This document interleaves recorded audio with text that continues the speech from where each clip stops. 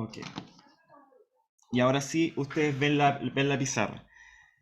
Hemos estado viendo la física de una pura partícula nomás, ¿ya? De una masita M, típicamente, o de un bloque M, o lo que sea, y hemos estado mirando básicamente lo que sucede con esa masa M, pero aislada de todo el resto de las otras cosas que pueden pasarle a otras masas, salvo por las fuerzas, qué sé yo, en las interfaces, pero siempre considerando las partículas como un cuerpo libre, ¿cierto? Como un puro cuerpo. Y por eso hacemos el diagrama de cuerpo libre y calculamos las fuerzas, y en fin. Pero lo que vamos a empezar a hacer ahora es hablar de sistemas de partículas, ¿ya?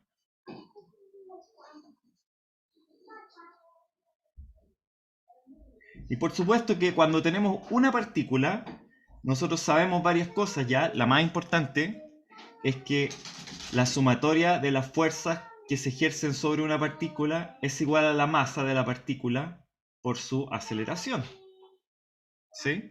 Que esta es la segunda ley de Newton. Eso es lo que sabemos o lo principal que hemos aprendido en este curso, porque sabemos que la segunda ley de Newton, ya sea que la aplicamos directamente o que la aplicamos a través de los conceptos de trabajo y energía, nos permite conocer el movimiento de la partícula y nos permite saber qué es lo que va a pasar con la aceleración, cómo se va a mover la partícula, se va a despegar un bloque de otro, eh, van a, vamos a tener conservación o no de la energía, dependiendo de cómo sean las propiedades de la fuerza, etc. Todo eso hemos aprendido con una partícula. La pregunta es, ¿habrá algo parecido a F igual a M por A, pero que se aplique ahora a un sistema de partículas cuando tenemos más de una partícula? Ya, y lo primero que deberíamos hacer es pensar en qué circunstancias tenemos sistemas de partículas. Y la verdad es que la mayor parte de la naturaleza consta de sistemas de partículas y no de partículas sueltas. No existe una pura partícula, ¿cierto? Entonces, por ejemplo, los gases son sistemas de partículas, ¿sí? Si uno tiene un gas, uno tiene un montón de moléculas, ¿cierto? Que están ahí unas con otras y que se mueven en distintas direcciones y que pueden estar más cerca o más lejos entre ellas dependiendo del momento exacto en donde uno las mire, ¿sí? Uno toma una foto del gas, las moléculas van a estar en una cierta posición, después uno toma una foto siguiente y las moléculas van a estar en otra posición distinta, es decir, se mueven unas respecto de otras, ¿ya? Los líquidos también son sistemas de partículas, ¿cierto? Los líquidos son sistemas de partículas, pero son como un poquito más ordenados que los sólidos, ¿ya? Tienden a ocupar un volumen fijo, ¿cierto? El volumen del recipiente que los contiene. Si es que uno tiene un gas y lo echa en un recipiente, el gas simplemente va a escaparse para todos lados, ¿cierto? Y va a tratar de ocupar el máximo volumen posible. En cambio, los líquidos como que se contienen en ese recipiente, ya, si es que tenemos gravedad, obviamente, o van a estar más bien juntos, pero no tanto como los sólidos, ¿ya?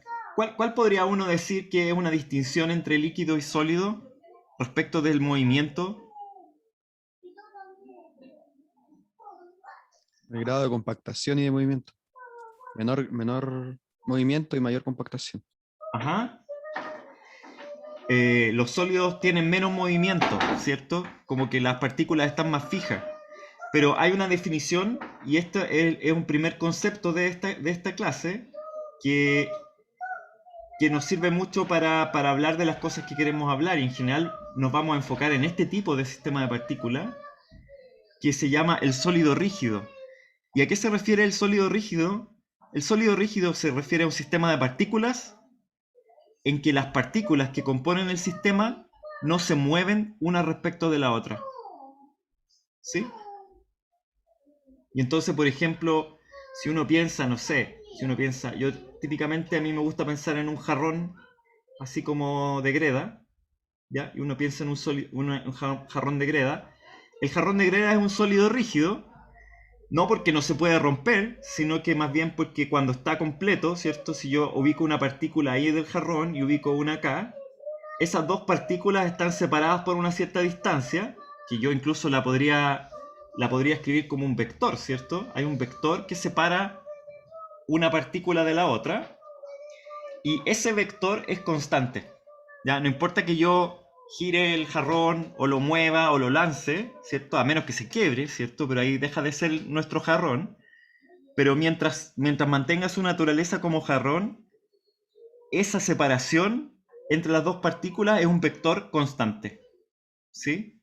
O sea, obviamente el vector a lo mejor no es constante porque podría cambiar de dirección si es que el jarrón está girando, pero sí el módulo del vector es constante. Es decir, la distancia entre esas dos partículas sigue siendo siempre la misma.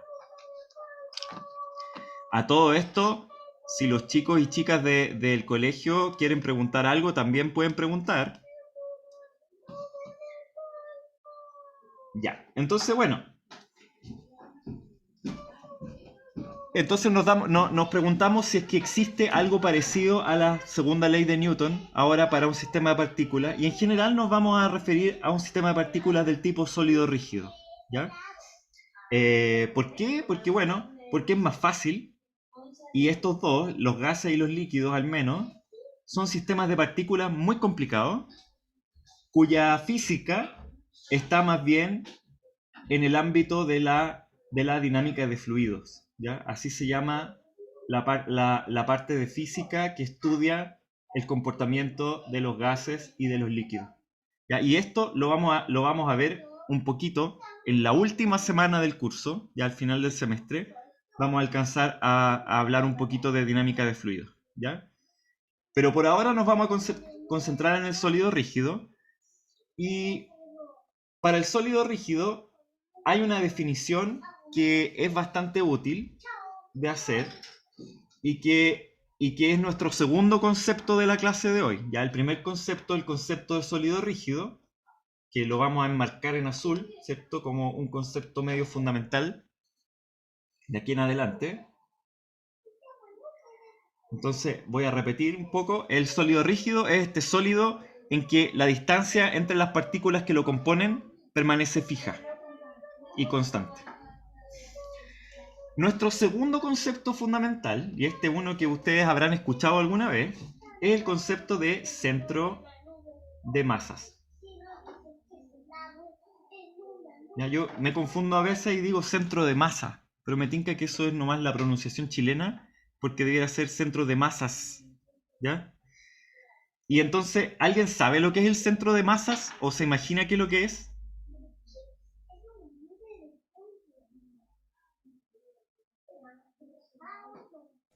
Es Un un, punto intermedio. es un punto intermedio, claro. Entonces, no sé, yo tengo a mis amigos del colegio, y mis amigos del colegio algunos son matemáticos, pero otros no, otros son así como más humanistas, pero entonces alguna vez dijimos que nos íbamos a juntar en un lugar intermedio. Y, lo que hice fue calcular el centro de masa de los amigos. Entonces, cada uno me mandó su latitud y longitud, y buscamos cuál era el punto en Santiago que era el centro de masa, suponiendo que todos teníamos la misma masa, ¿ya? Eso no es una suposición necesariamente buena, pero que nos costara llegar lo mismo a todos con la menor cantidad de energía a ese punto, ¿ya? Y buscamos un lugar cerca de ese punto y nos juntamos ahí. Así que el concepto de centro de masa se puede ocupar en física, pero también se puede ocupar en otras situaciones. Y por supuesto que vamos a hacer una definición. Primero pensemos en una cuestión simple, ¿ya? Y sencilla. Supongamos que tenemos dos masas. Una masa M acá y una masa M acá. Y esas dos masas M están separadas por una distancia d, una de la otra. Y están unidas por una barra rígida, pero la barra no tiene masa. Solamente actúa como una unión, ¿cierto? Y entonces esa unión permite que las dos masas no cambien su distancia una con otra. La pregunta entonces es, ¿dónde está el centro de masa de ese sistema de partículas? Este es un sistema de partículas muy, muy simple, ¿cierto? Consta de dos partículas. ¿Dónde creen ustedes que está el centro de masa de ese sistema de partículas? De medio. De medio. En de medio, ¿cierto? Al medio de las dos masas. aquí. Y claro, si uno... Ahora vamos a complicar la cosa, ¿cierto? Si es que uno elige un sistema de coordenadas X así, donde el vector unitario apunta en esa dirección, y yo les digo que esa es la coordenada X, entonces, y les digo que, por ejemplo, que esta es la masa número 1 y esta es la masa número 2, uno podría decir la posición de la masa 1 es X igual a 0, ¿cierto? Y la posición de la masa 2 es X igual a D. Y la posición del centro de masa, de acuerdo a lo que nosotros creemos que debería ser, es justo D medio. ¿Ya? Está todo muy bien. Compliquemos ahora nuestro ejemplo un poco y supongamos que tenemos una masa M acá y que a una distancia D tenemos una masa 2M ahora.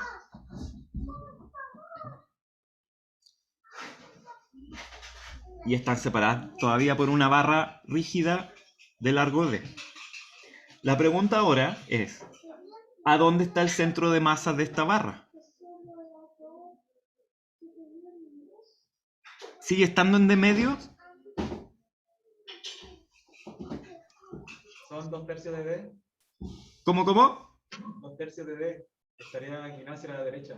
Estaría más hacia la derecha, ¿cierto? Y quizá estaría aquí a 2/3 de D. ¿Será eso o no? Y entonces ya. Como que el concepto de centro de masa es medio intuitivo cuando las masas son iguales, pero cuando las masas no son iguales, como que necesitamos algo más sistemático, ¿sí? Y entonces voy a definirlo ahora de manera sistemática. La posición del centro de masa es un vector que se construye de la siguiente forma. Lo construyo como la sumatoria de la masa de cada partícula individual del sistema de partículas multiplicado por la posición vectorial de cada masa del sistema de partículas dividido por la sumatoria de todas las masas del sistema de partículas.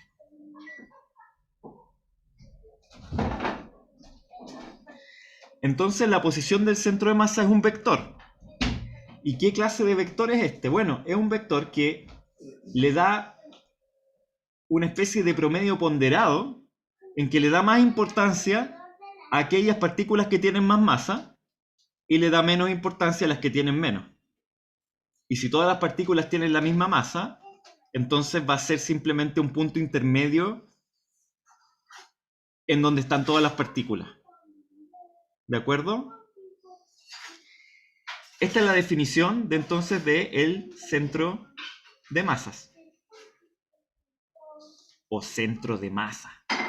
Porque al final igual es el centro de la masa del sistema de partículas. Así que en una de esas uno podría omitir la S sin problema. Ya, y entonces ahora, bueno, vamos a ver si es que es verdad que el centro de masa de esta barra rígida, en que la primera masita está en M y la otra masita está en 2M, está justamente en 2/3 de D, ¿o no? ¿Ya? Y entonces aquí, bueno, necesitamos la posición, ¿cierto? Y aquí nos vamos a dar nuestro sistema de coordenadas, vamos a ser bien ordenados, vamos a darnos un sistema de coordenadas unidimensional, en que el vector Y apunta hacia la derecha y unitario, y vamos a suponer que esta es la partícula 1 y esa es la partícula 2.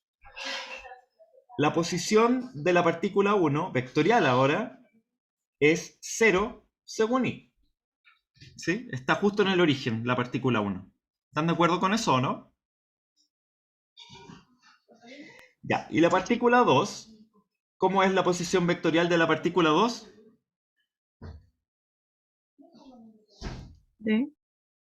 De unitario. D según Y unitario, ¿cierto?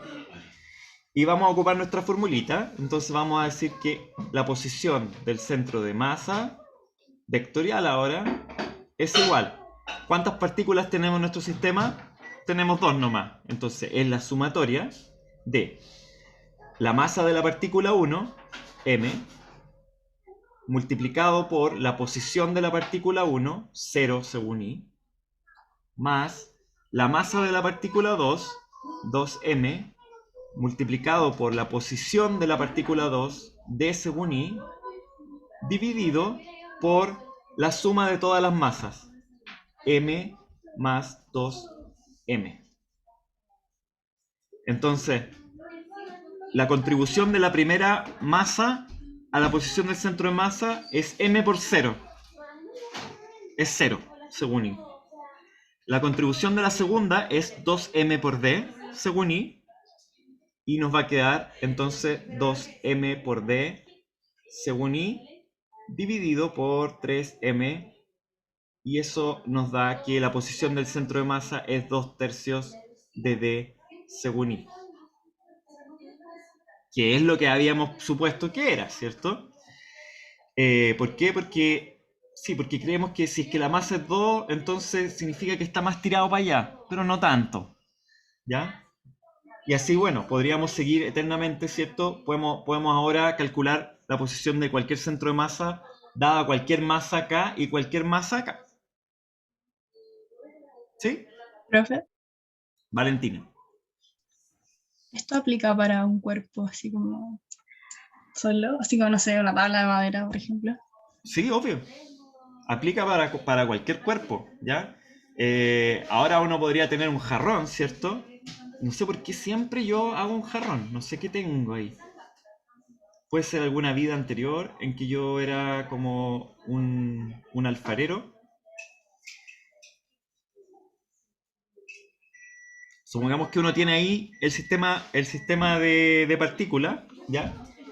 Y, perdón, tenemos acá nuestro sistema coordenado, ¿ya? Y tenemos el jarrón. Y el jarrón está ahí quietito. Supongamos que está quieto ahí. O quizás era un jarrón, es verdad.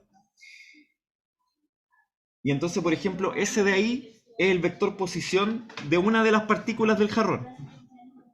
Y uno podría tener un montón de particulitas hay que dividir el jarrón en todas sus partículas, ¿cierto? En todas sus partículas, todo el jarrón. Y lo que hay que hacer ahora es que en 3 dimensiones... ¿Qué pasó, Raimi? Oh, muchas gracias.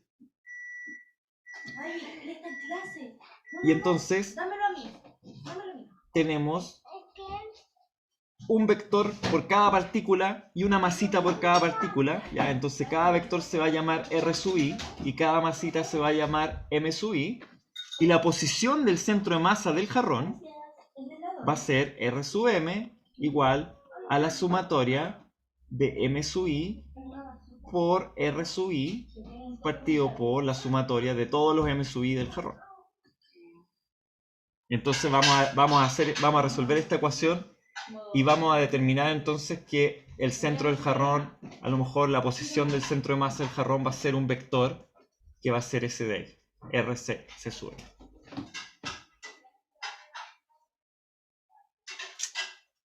Ahora, hagamos un ejemplo tonto de la manera más difícil posible, ¿sí? Son esas cosas que nos encanta hacer a nosotros en este curso. Entonces, la Maite dice que no, pero sí nos gusta, ¿cierto? Vamos a calcular el centro de masa de una barra de largo L, pero de la manera más difícil posible, ¿ya? Entonces, vamos a suponer que tenemos una barra como un listón. ¡Oh, que me quedó feo! Ya. Vamos a hacerlo bonito aplicando ahí el autocorrector. Entonces tenemos una barra de largo L homogénea, ¿ya? ¿Eso qué quiere decir que sea homogénea? Que no hay pedazos de la barra que tengan más masa, ¿ya? Podría ser, por ejemplo, que la barra fuera de Plumavit al principio y después fuera de cartón al final, por ejemplo. O de cobre en un pedazo y de hierro en el otro. No. Estamos suponiendo que la barra es homogénea.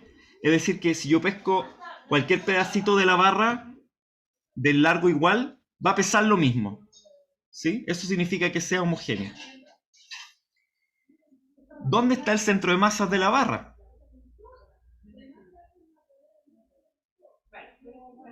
En el medio. En el medio.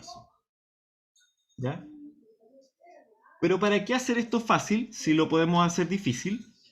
Entonces, dividamos la barra en infinitos pedacitos chiquititos. Ustedes creían que no le íbamos a mostrar las integrales a los alumnos, ¿cierto? Supongamos que las dividimos primero en n pedacitos chiquititos, ¿ya? Dividimos la barra en n pedacitos chicos. Si dividimos la barra en n pedacitos chiquititos, ¿cuánto pesa cada pedacito de barra? Supongamos también que la barra pesa en total una masa m, ¿ya? O sea, pesa una masa m grande. Si dividimos la barra en n pedacitos chiquititos, bueno, cada pedacito de barra va a medir delta x igual a L partido por N.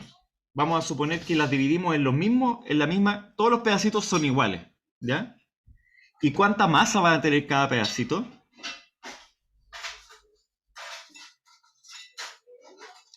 ¿Cuánto va a pesar cada pedacito de barra? M partido por N. M partido por N. ¿Sí? Y entonces calculemos el centro de masa de la barra haciendo uso de nuestros pedacitos, ¿ya? Y entonces decimos que el centro de masa de la barra va a ser igual a la sumatoria de los m sub i, que van a ser delta m, por los rx sub i, que va a ser la posición de cada pedacito en la barra. Como estamos en una dimensión y vamos a poner la barra a lo largo del eje x, vamos a omitir el vector unitario, pero no, porque no es necesario, ¿cierto? Porque estamos en una dimensión, así que no vamos a ponerlo vectorial. Y esto lo vamos a dividir entonces por la sumatoria de todas las masitas. ¿Sí? Ahora nos queda saber cuánto vale x sub i.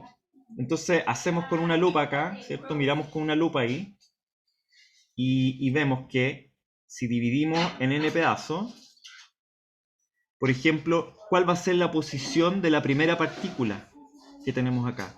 Ese pedacito de barra va a pesar m sub i, perdón, va a pesar delta m. Uy, tan grande esa goma. Va a pesar delta m.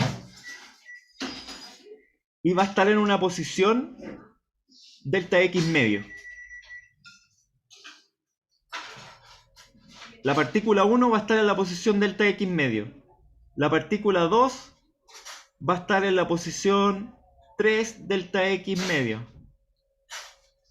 ¿Sí? Y así sucesivamente. ¿Cómo podríamos entonces escribir la posición de cada partícula? Bueno, la posición de cada partícula la podemos escribir de la siguiente forma. Déjenme ver si... que no me quiero equivocar acá. Profe, ¿Sí? no entendí por qué delta medio 3 delta x medio. Ah, ya. Déjenme borrar y hacerlo con dos colores, porque si no, no se entiende.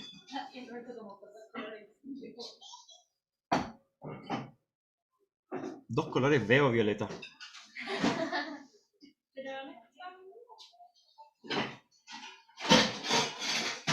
Supongamos que esas son las divisiones de la barra.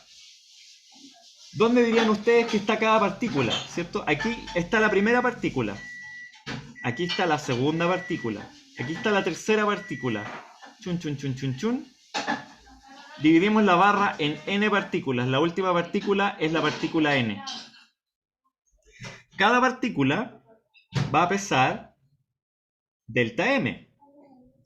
Pero ¿dónde va a estar cada partícula ubicada? Necesitamos la posición de la partícula para poder calcular el centro de masa, ¿cierto? Entonces, yo digo que va a estar ahí. Justo al medio de la partícula. Entonces, la partícula 1 va a estar ubicada en x medio. Delta x medio. ¿Sí o no? Y la partícula 2 va a estar un delta x más allá. Entre el medio y el medio de la otra partícula, la partícula 2 va a estar ubicada en 3 delta x medio. Y la partícula 3, un delta X más allá. Va a estar ubicada en 5 delta X medio. ¿Sí?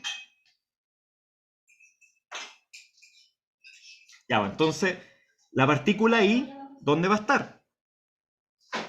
La partícula I va a estar ubicada en I por delta X menos un medio.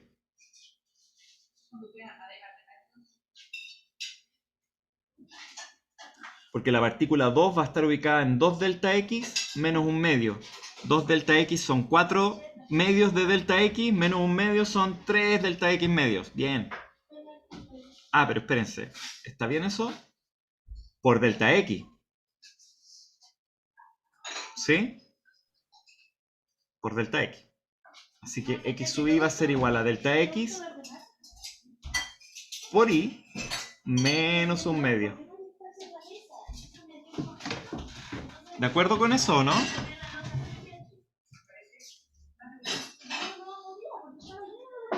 Y entonces, la posición del centro de masa es igual a la sumatoria de delta M por X sub I, que va a ser delta X, por I menos un medio, dividido por la sumatoria de delta M. Delta M y delta X son constantes, así que la posición del centro de masa va a ser igual a delta M, Profe, ¿sí? ¿por qué I? Ah, porque I es nuestro índice para contar los pedacitos en los que dividimos la barra, Valentina. Entonces, el pedacito número 1 va a estar en delta X medio. Pero la pregunta es, el pedacito número I, ¿dónde va a estar? Ah, va a estar en delta X por I menos un medio. Y I va a correr, y eso también es importante, la sumatoria la voy a hacer entre I igual a 1 y N, que son el número de partículas que tengo. Entre I igual a 1 y N. ¿Sí? Tengo N partículas en que dividí mi barra, y entonces ahora tengo que sumar delta M por delta X por la sumatoria de I igual 1 a N de I menos un medio, dividido por la sumatoria de igual 1 a N por delta M. Escucha, eso es M grande, ¿cierto? Porque es sumar todas las partículas. ¿Sí o no? Es la masa de todas las partículas, así que es M grande ya. Ya eso ya lo sabemos. Díganme que sí, por favor. Ya. Y entonces ahora nos queda resolver esa sumatoria nomás, ¿ya? Y esa sumatoria es delta M por delta X por la sumatoria de I, desde I igual 1 a N, ya sabemos cómo es eso, es N por N menos 1 partido por 2, porque la sumatoria de los N primeros números, ya esa es la fórmula de esa sumatoria, menos la sumatoria de un medio por N. Ah, eso es un medio de N dividido por M. Ordenemos más la sumatoria, no nos estamos saltando ningún paso acá. N por N es N cuadrado, medios. N menos 1 es menos N medios, menos N medios, dividido por M. Eso es igual a delta M por delta X partido por M por N cuadrado medios menos N medio menos N medio menos N. ¿Sí? Ahora fíjense que delta M es M partido por N. Y delta X es L partido por N. Así que en total la posición del centro de masa va a ser M partido por N por L partido por N dividido por M. Las M se van a ir multiplicado por n cuadrado medios menos n. Y eso es igual a L por 1/2 menos, fíjense, el 1/2 aparece porque es n cuadrado medios dividido por n cuadrado. ¿Sí? N cuadrado medios dividido por n cuadrado, 1/2. Profe, ¿Sí? una duda. Al principio, cuando estaba calculando, sacando la sumatoria, ¿no debería ser n por n más 1? Ah, n por n más 1, claro. Sí, está mal eso, perdón. N por n más 1. Y si es n por n más 1, si es n por n más 1, se va este 1/2, ¿cierto? Con este otro.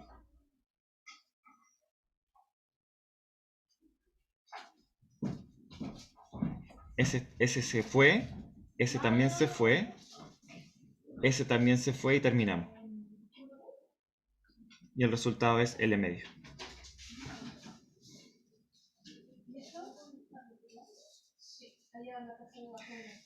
Y entonces, siguiendo con el lema del curso, ¿para qué hacerlo fácil si lo podemos hacer difícil?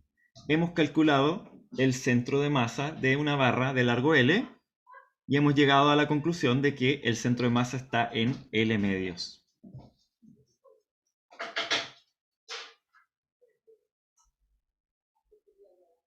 Ya.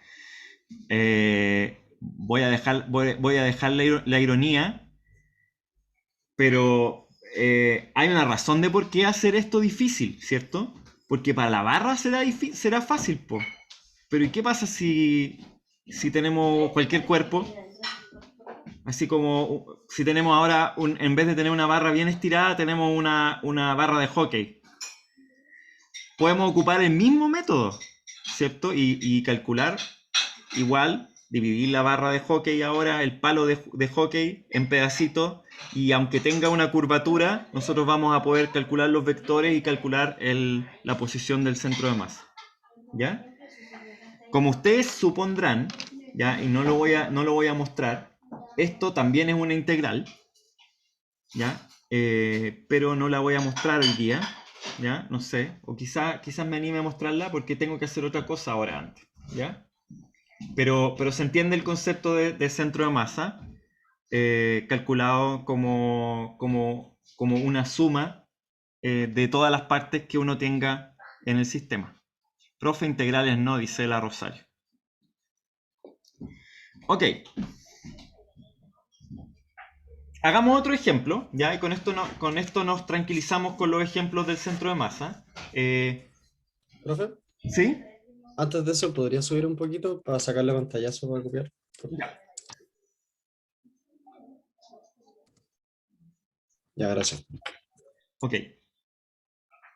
Antes de eso, hagamos un ejemplo que no sea de sólido rígido, ¿ya? Porque no tiene necesariamente el cálculo del centro de masa. Se puede hacer también para un gas, se puede hacer para un sólido, para un líquido, se puede hacer para un sólido que no sea rígido también, ¿ya? Entonces, supongamos que tenemos el siguiente problema.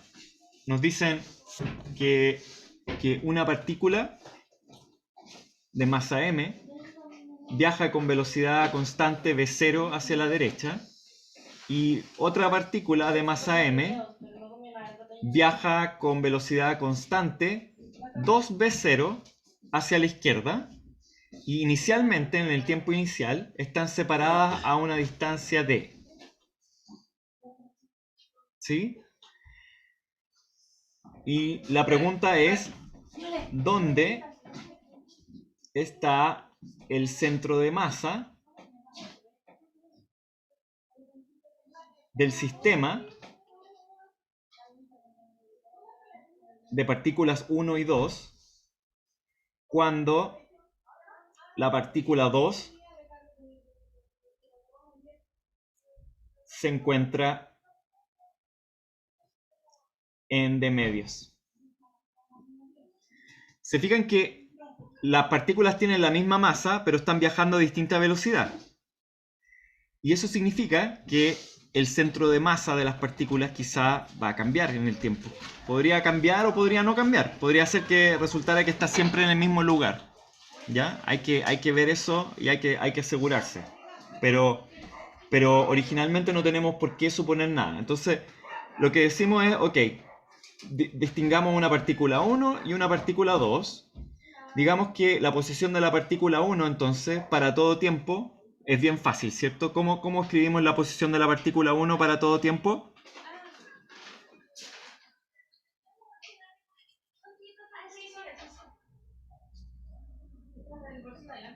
Ya, pues díganme así, a coro. B0 por T. B0T. ¿Cuál es la posición de la partícula 2 para todo tiempo? Suponiendo que el origen de nuestro Menos sistema B0T. O sea, menos 2B0T. Menos 2B0T. menos 2B0T. O sea, la partícula está acá en el lado negativo de la fuerza. Hay que sumarle D. Más B. Más D. D menos 2B0 por T. ¿Sí? Si quieren le ponemos el vector unitario, ¿ya? Para completitud. Y por lo tanto, la posición del centro de masa para todo tiempo ahora va a ser igual a la masa 1, m por B0T según I, más la masa 2 por la posición 2, que es m por D según I, menos 2m por B0T según I, dividido por 2m. Y eso nos da que la posición del centro de masa entonces es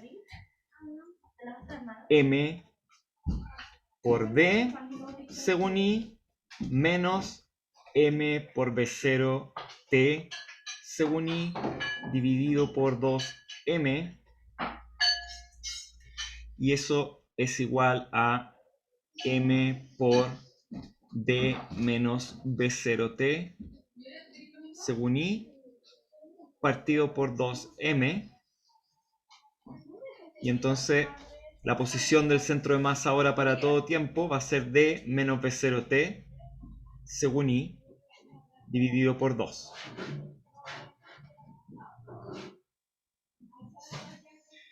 Y nos preguntan cuál es la posición cuando la partícula 2 llega a la mitad del camino.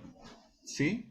Cuando la partícula 2 llega a D medios, ¿dónde está el centro de masa de las dos partículas, entre las dos partículas? ¿Y cómo averiguamos eso?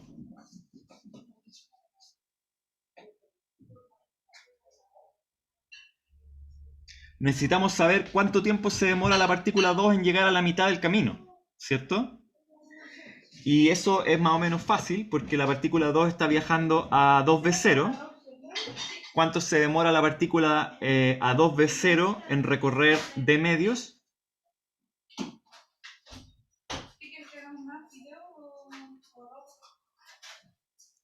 ¿Cuánto se demora? ¿Ese T asterisco cuánto vale?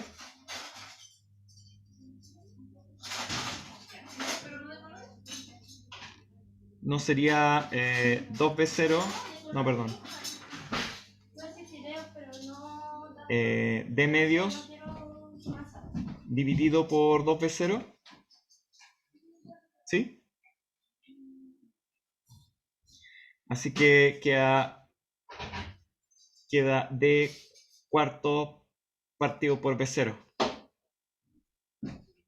Reemplazamos el tiempo ahí por el tiempo asterisco y tenemos que el centro de masa cuando la partícula está en D medios, la partícula 2 está en D medios, entonces es D menos B0 por ese tiempo, D partido por 4 B0, y todo eso dividido por 2. Se van los B0 y queda 3/4 de D dividido por 2 según I, y eso son 3/8 de D según I.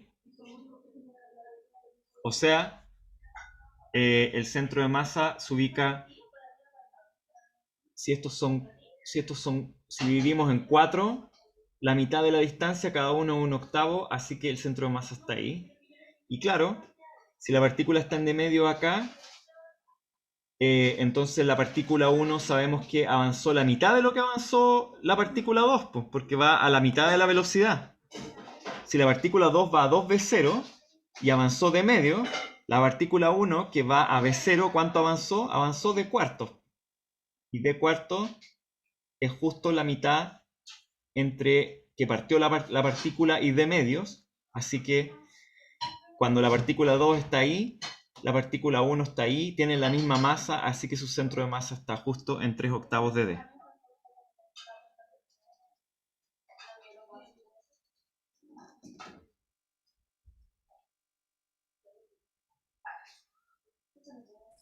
Profe, ¿puede bajar un poquito?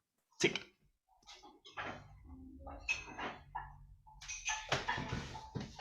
Quizá habría que agrandar la pantalla, ¿no? ¿Se ve mejor ahí? Ya. Hasta el momento, fome lo que hemos estado haciendo quizá, porque es como pura cinemática nomás de la posición del centro de masa, pero ya nos va dando una idea de que la cosa es interesante, que parece que tiene un cierto sentido físico, pero de nuevo, de lo que estamos detrás acá, de lo que queremos hacer, es encontrar alguna segunda ley de Newton para nuestro sistema de partículas. ¿Sí? Entonces lo que quisiéramos nosotros es tener algo así como F igual a m por a, pero que pudiéramos aplicar a nuestro sistema de partículas. ¿Sí? En eso es lo que estamos detrás en esta clase. Entonces, tratemos de ver qué pasa si consideramos muchas partículas y consideramos que esas partículas pueden interactuar entre ellas, por ejemplo, en un sólido rígido o no. Ya podrían no estar en un sólido rígido necesariamente. Entonces, nos vamos a poner un poquito teóricos ahora ya, pero va a ser un rato y después vamos a ver un experimento de lo que encontremos y con eso vamos a terminar la clase. Entonces vamos a tratar de encontrar una segunda ley de Newton para el sistema de partículas. Entonces, Profe, sí. vamos a llegar a momentos de inercia. Hoy día no. Ay, No. Entonces, bueno, supongamos que tenemos n partículas interactuando entre sí.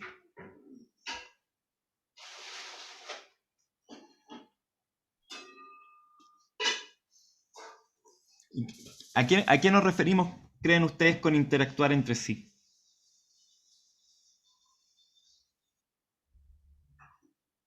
¿Comparten un mismo espacio?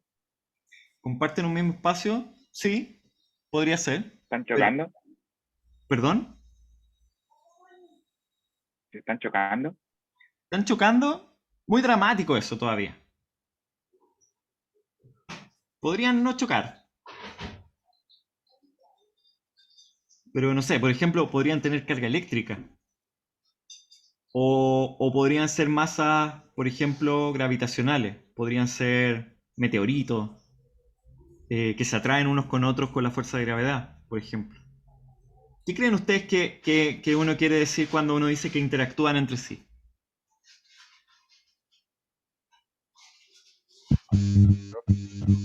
¿Forman parte de un sistema? Forman parte de un sistema. Sebastián está diciendo en el chat una cosa que es interesante. Dice intercambian fuerzas. O sea, yo diría que por ahí va. Que las partículas no son indiferentes unas con otras, sino que están interactuando entre sí.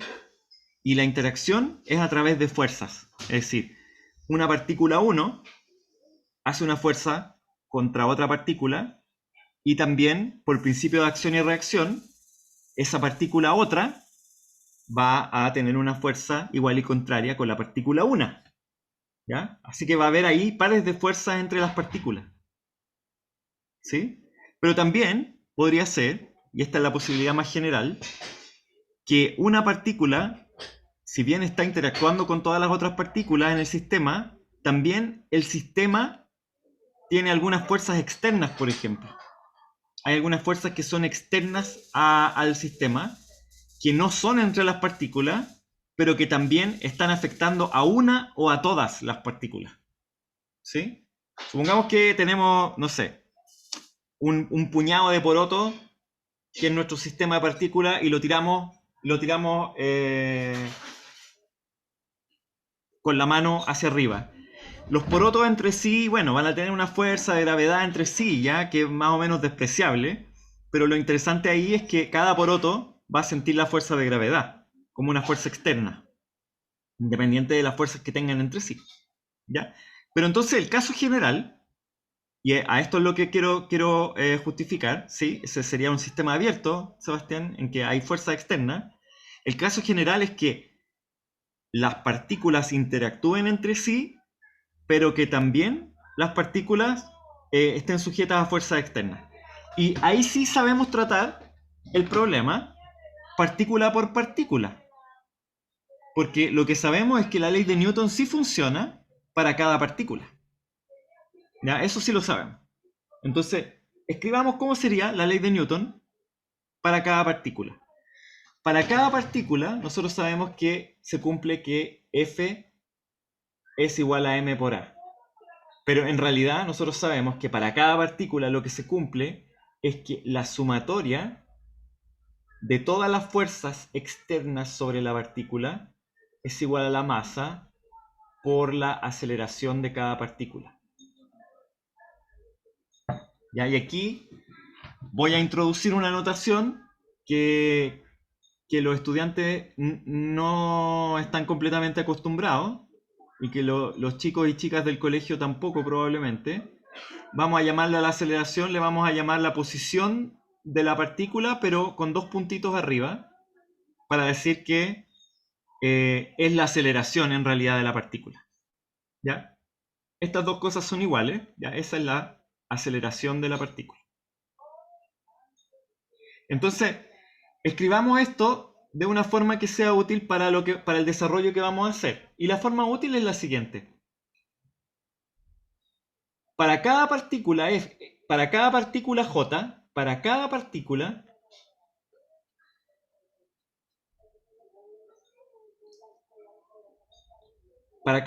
J podemos escribir esta ecuación y la vamos a escribir así. F sub J son todas las fuerzas externas, las vamos a sumar. También podríamos escribirlas de a una, pero F sub J va a ser la fuerza neta externa sobre la partícula J. ¿Ya? Entonces esta es la fuerza externa. Externa al sistema. ¿Sí? Fuerza externa al sistema. Pero también tenemos que dar la posibilidad que cada partícula del sistema haga fuerza sobre la partícula J. Entonces, también va a haber una posible sumatoria de igual 1 a n con i distinto de j, ¿sí? Porque por definición un cuerpo no tiene fuerza sobre sí mismo. Vamos a sumar un montón de fuercecitas chicas f sub i j. Y estas son las dos posibilidades que habíamos estado hablando al principio. Las fuerzas externas más todos los pares de fuerzas internas posibles. Y aquí lo que estamos diciendo es que cada partícula I podría estar afectando con una fuerza F sub ij a la partícula J. ¿Se entiende o no? Y tenemos que sumar todas esas fuerzas vectoriales porque evidentemente todas las partículas podrían estar afectando a nuestra partícula. Y esta entonces es la sumatoria total de fuerzas sobre la partícula J. ¿Y eso tiene que ser igual a qué cosa?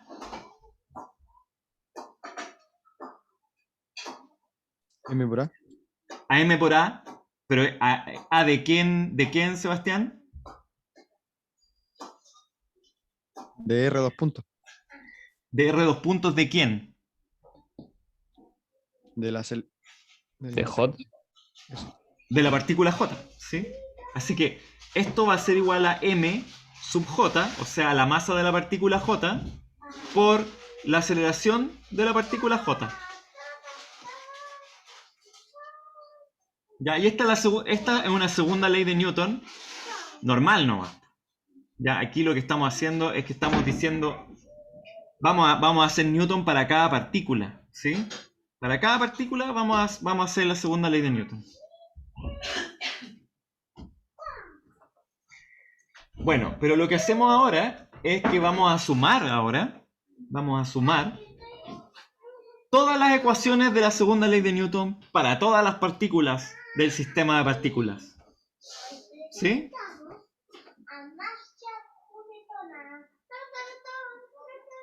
Ya, y entonces lo que hacemos es que vamos a sumar, vamos a hacer la suma sobre todos los J. ¿Ya? Entonces vamos a hacer sumatoria de J igual 1 a n de todas las fuerzas externas sobre la partícula, sobre el sistema de partículas, más la sumatoria sobre J igual 1 a n de la sumatoria de igual 1 a n de los F sub i J, y eso es igual a la sumatoria sobre todos los J de la masa J por la aceleración J de cada partícula. ¿Sí?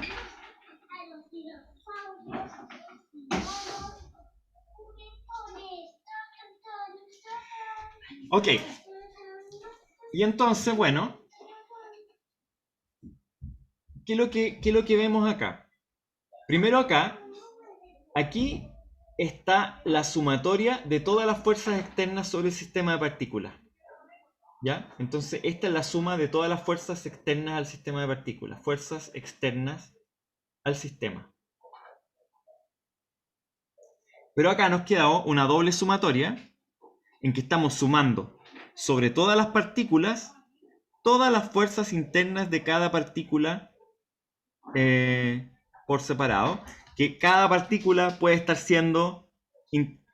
interactuando con todas las otras partículas del sistema. Ah, pero aquí tenemos mucha ayuda, porque cuando yo sume en la partícula J, voy a tener una fuerza que le está haciendo la partícula I, que va a ser F sub i J.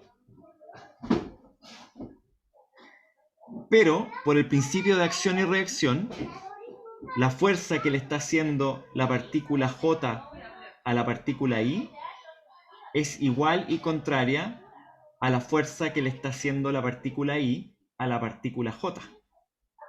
¿Sí? Y acá estoy sumando sobre todas las partículas, lo cual significa que todas las veces estoy sumando estos dos pares de fuerza. Una vez estoy sumando los pares de fuerza cuando cuento la partícula J, y otra vez estoy sumando el par de fuerza cuando cuento la partícula I. Y como estoy sumando las dos, todas las veces son 0, y todas estas fuerzas internas son 0. Esta sumatoria completa es 0.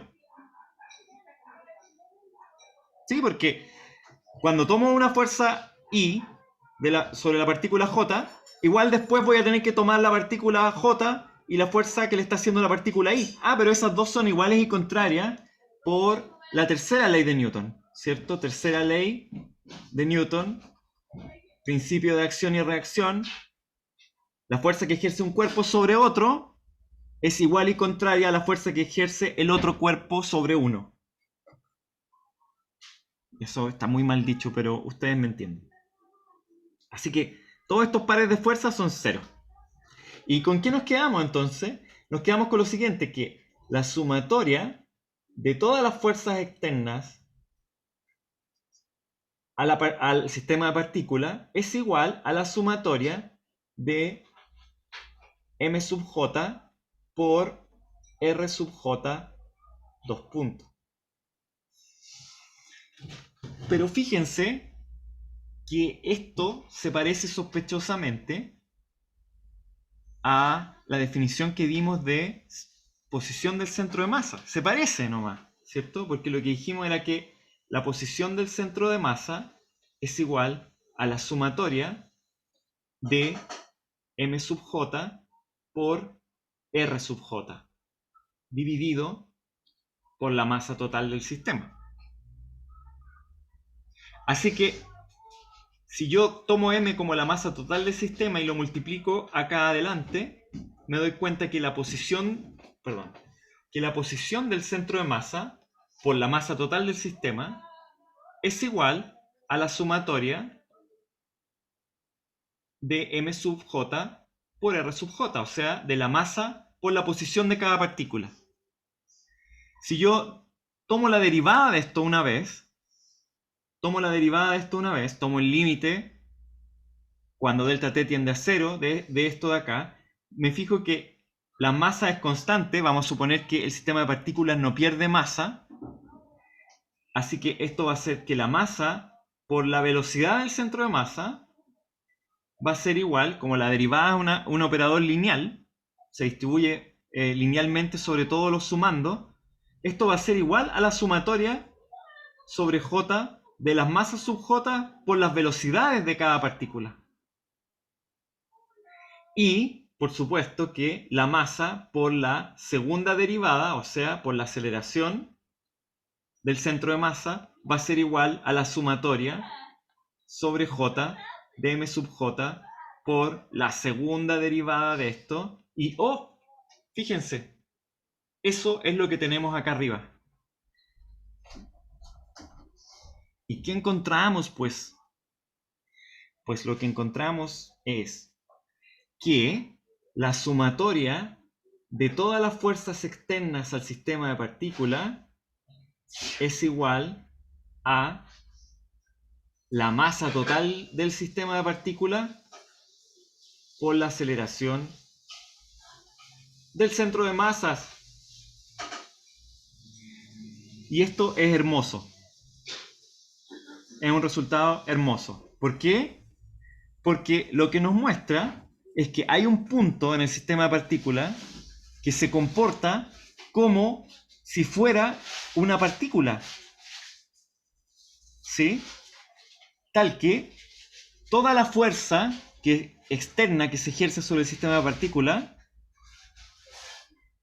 yo puedo sumar todas las fuerzas sobre el sistema de partículas ahora y tratar el sistema como un punto en el centro de masa, y yo puedo averiguar su dinámica simplemente calculando la posición del centro de masa, su velocidad y su aceleración.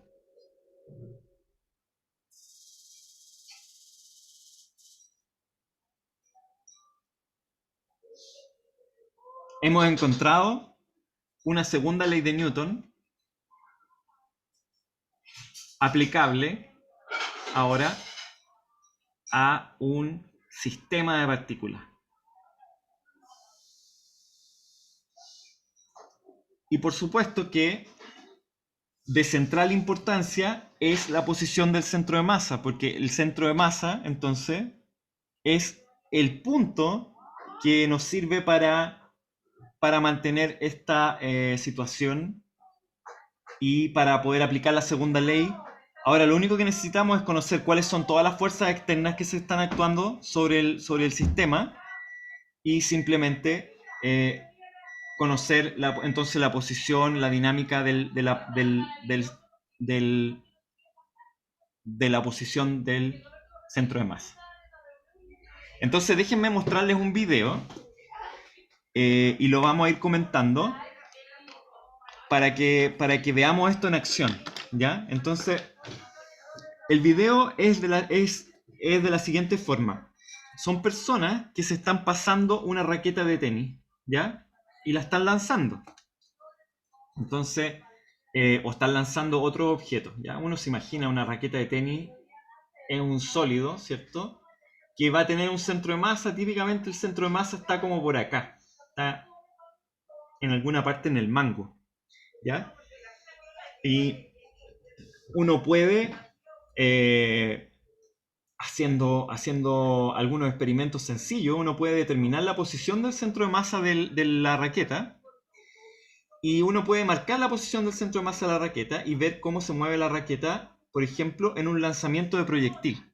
Entonces lo que uno dice es, bueno, voy a lanzar la raqueta, ¿cierto?, en un lanzamiento de proyectil, Si la segunda ley de Newton aplica a la raqueta, entonces lo que uno diría es que todas las partículas de la raqueta van a estar sujetas a la fuerza de gravedad. Toda la fuerza de gravedad apunta en la misma dirección en todas partes.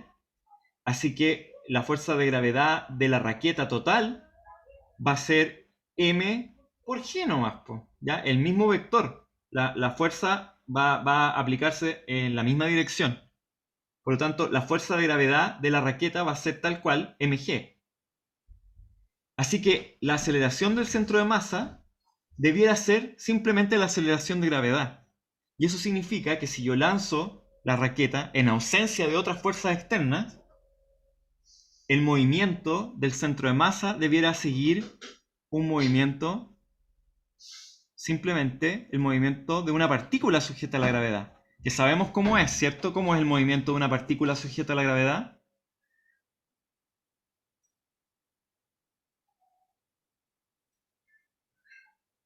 Seba, que está con el Vertical o micrófono. parabólico. Vertical parabólico, ¿cierto? Parabólico nomás. La Valentina tiene la mano levantada. Sí, profe, que le quería preguntar como cuál era la conclusión al final. Lo último que escribimos. La conclusión es que existe un punto en el sistema de partículas que se comporta como si fuera una partícula suelta, ¿sí? No todos los puntos del sistema de partículas cumplen eso.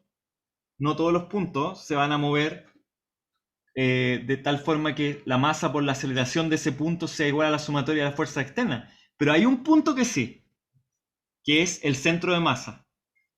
Y como sabemos que en un sólido rígido, por ejemplo, la relación de posición entre el centro de masa y todo el resto de los puntos del sistema es fija, entonces igual conocemos harto de la dinámica del cuerpo, porque si conocemos la posición de un punto o la dinámica de un punto y sabemos también cuál es la relación de la posición de ese punto con el resto de los puntos del sistema, entonces hemos resuelto toda la dinámica del sistema.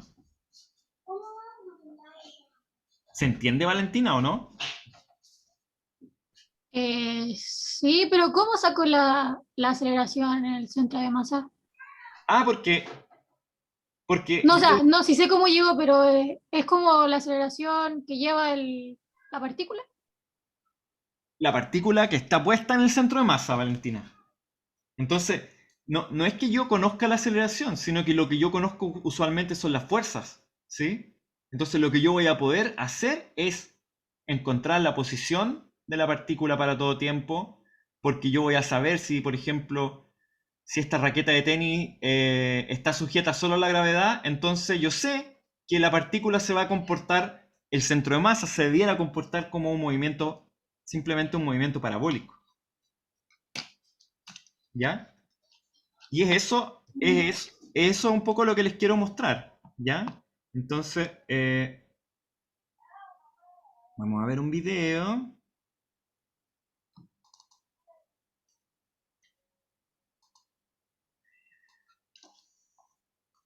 Están viendo YouTube, ¿cierto? Sí. Ya. Sí. Entonces, ahí va el video, no tiene audio, así que yo voy a relatar. Estamos en un laboratorio de una universidad muy famosa haciendo un experimento. Primero vamos a tirar objetos con las luces normales del ambiente. ¿Sí? Ahí va la raqueta, se mueve para cualquier lado, ¿cierto? Después un bastón con una pelota y después como una especie de disco. ¿Sí? Se mueven de cualquier forma. Ahora van a tirar los objetos now, tossing the same objects under black lights with the center of mass painted orange. Ya.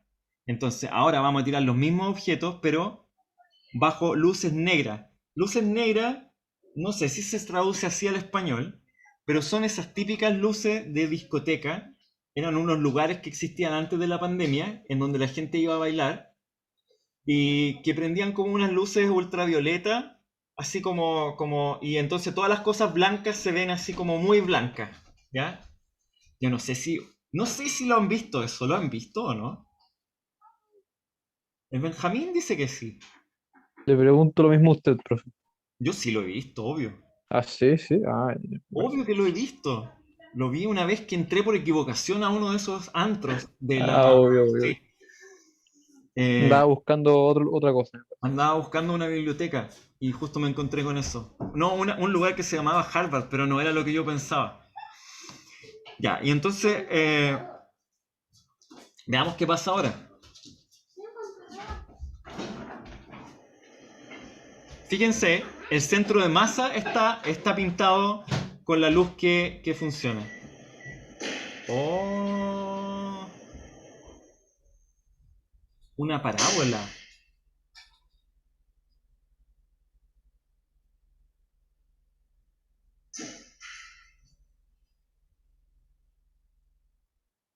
Ahí va el disco, fíjense. Ahora pintaron el centro del disco con un punto. El centro del disco no necesariamente es el centro de masa del disco, porque podría ser que el disco quedó mal recortado o que no está bien distribuida la masa. Así que el centro del objeto no necesariamente es el centro de masa en este caso, ya es un objeto real. Fíjense cómo se mueve el centro del objeto.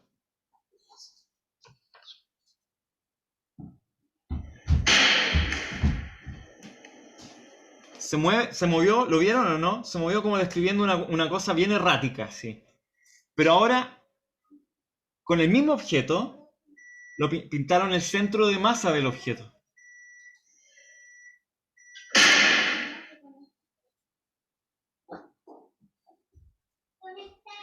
Vamos a verlo de nuevo, ¿ya?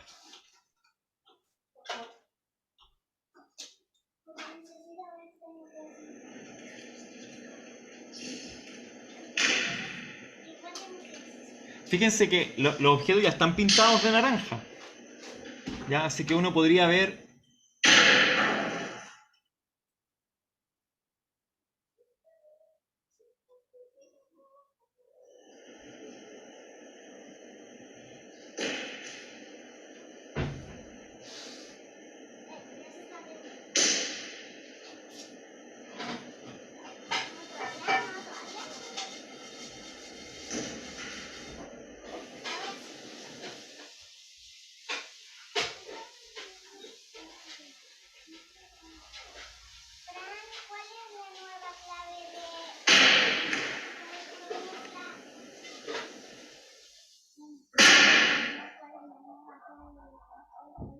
Ok. Había preguntas.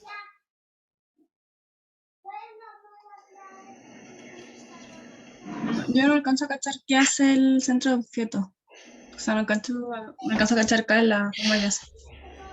¿No se ve en el video, Valentina, qué es lo que hace el centro del objeto? Sí. Ya, déjame mostrártelo de nuevo.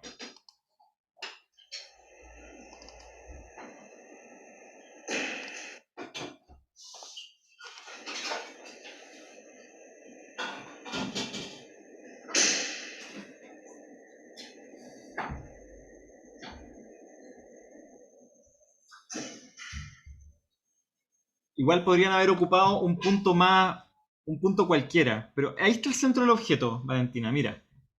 Fíjate en cómo es el movimiento del centro del objeto mirando solo lo que está haciendo la luz.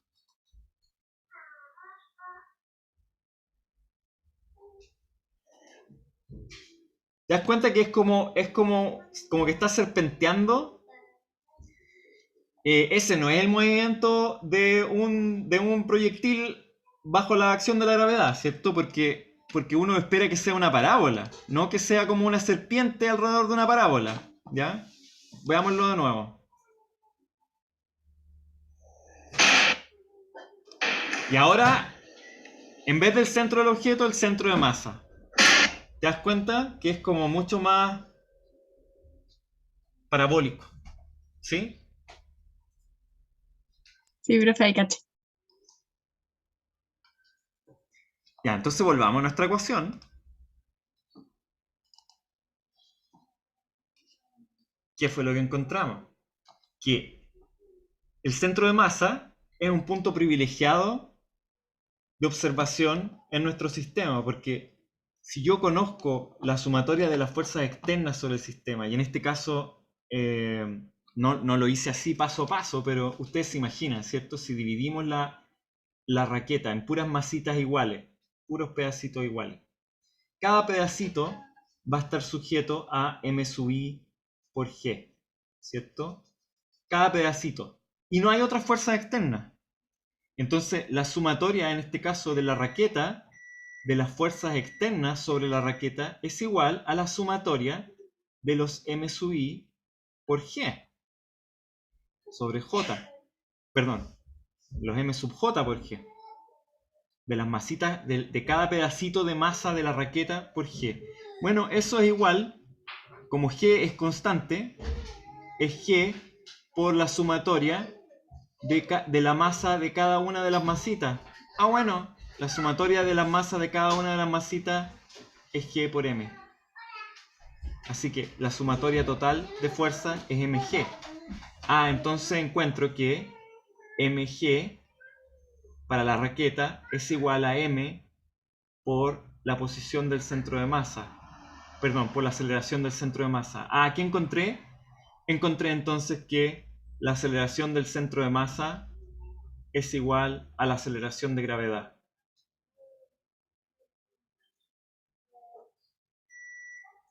Y entonces, lo que está diciéndome esta ecuación es que para ese punto en particular, el movimiento es sencillo porque es simplemente como si fuera un proyectil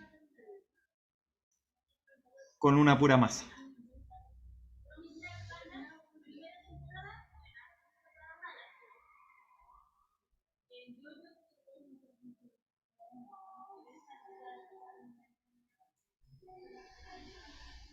Esto es súper bonito, encuentro yo. Y también es bonito verlo, ¿ya? Yo no sé, uno podría tratar de hacer el experimento igual, ¿ya? ¿Cómo calcular el centro de masa de la raqueta? No es difícil, ¿ya? No hay que hacer una integral, de hecho. La manera práctica de hacer el centro de masa de la raqueta es la siguiente. Lo que uno hace es que...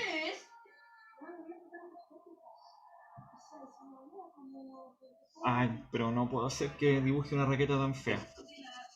Supongamos que uno quisiera hacer el experimento en la casa. Lo que uno haría sería lo siguiente. Tomaría la raqueta y le amarraría un hilito. ¿Ya? Y entonces la raqueta va a quedar colgando.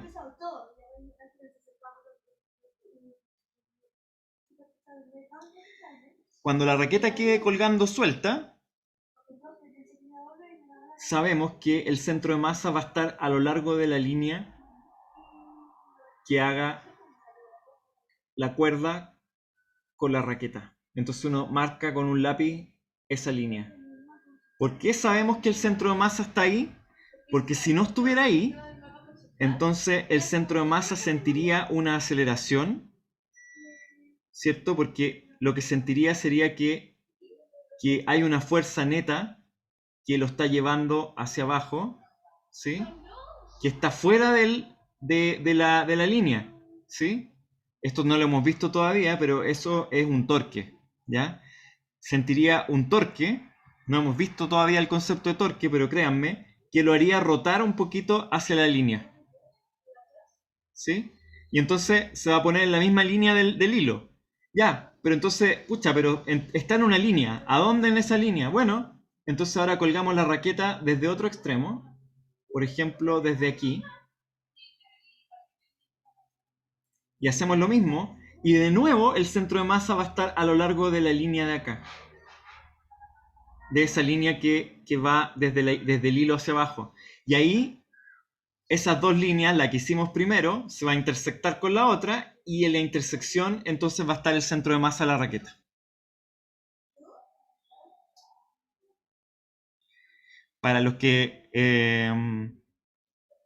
sean más descreídos, podríamos intentar el experimento, ¿ya? Como un experimento optativo. En que ustedes pesquen un objeto raro, calculen el centro de masa, lo tiren y en el video se observe el comportamiento parabólico del objeto. ¿Sí? Y puedes escribir un enunciado y lo hacemos como un ejercicio experimental.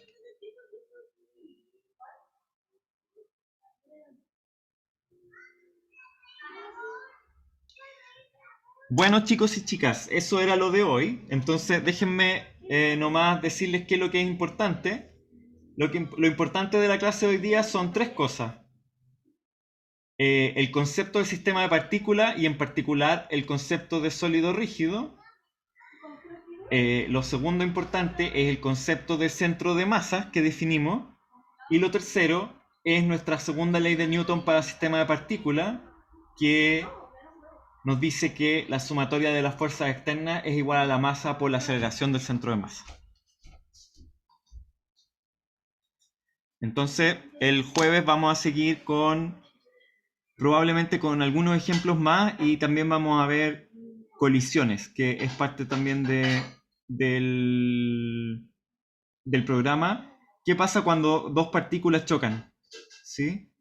¿Conservan su energía? ¿No conservan su energía? ¿Conservan su momentum lineal? Y ver cuáles son los casos posibles y cómo predecir lo que va a pasar. No sé si hay dudas